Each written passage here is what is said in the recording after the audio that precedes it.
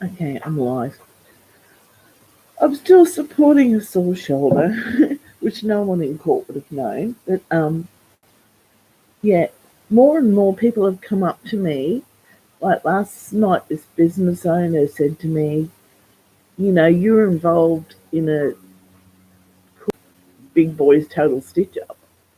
So people that have followed what have gone on, and now I'm more confident.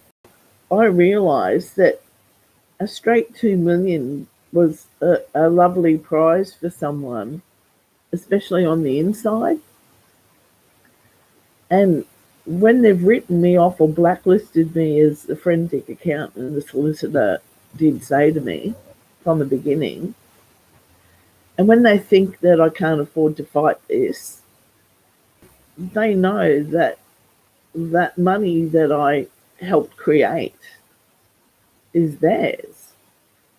So, I mean, there's no other reason really for them not to disclose the data that would have backed up my claim, as in the day and the type of ticket and the time, albeit I did not know the time. But there were other variables.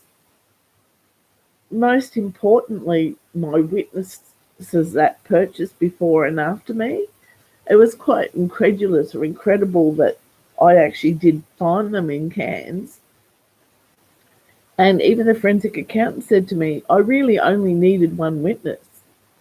There was also the shop ledger that could have been checked to back up my claim about the date and the time and perhaps the type of ticket. But anyway, golden casket, you stand in my mind as a very unethical, immoral entity involved in gaming. That's Tabcorp, under Tabcorp umbrella. So it does say a lot about gambling. It makes gambling appear more unethical. Anyway, I know there's lots of people that have won, but I'm sure there's lots of people that have lost as well and are in a similar situation and perhaps could have. I don't think it was a bigger amount because mine was the biggest unclaimed one.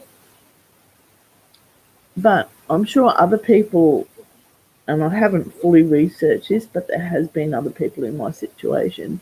I know there was the Clements guy, and I know there was a man from Nunda whose name's not disclosed.